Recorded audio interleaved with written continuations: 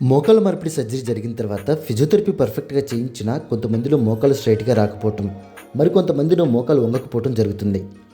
దీనికి కారణం సర్జరీకి ముందు మోకాల స్ట్రక్చర్ అనేది ఎలా ఉంది, కరెక్ట్గా బెండ్ అవుతుందా లేదా, డీజనరేటివ్ చేంజెస్ ఎక్కువగా ఉన్నాయా లేదా, లేదా ఇంకేమైనా మోకాలకు సంబంధించిన కాంప్లికేషన్స్ ఎక్కువగా ఉండి బెండ్ అవ్వకపోవటం జరుగుతుందా లేదా స్ట్రైట్గా రాకపోవటం జరుగుతుందా అనేది చూసుకోవాలి.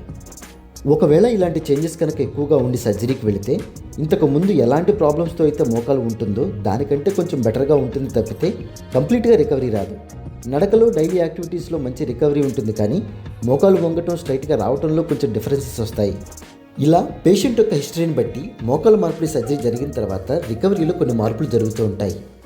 ఏ సర్జరీ చేసే డాక్టర్ అయినా సర్జరీ కరెక్ట్గా చేయాలని అనుకుంటారు. ఫిజియోథెరపిస్ట్ అయినా రికవరీ మంచిగా రావాలని ఎఫర్ట్స్ పెడతారు. కొంతమంది పేషెంట్స్ వేరే పేషెంట్స్తో నాకు బాగానే ఉంది, నీకు కూడా బాగానే ఉండాలి కదా అని కంపేర్ చేస్తుంటారు. శరీరతత్వం, దృఢత్వం అనేది ఎవరికీ ఒక్కలా ఉండదు. అందుకే కంపేర్ చేస్తే డిఫరెన్సెస్ వస్తాయి.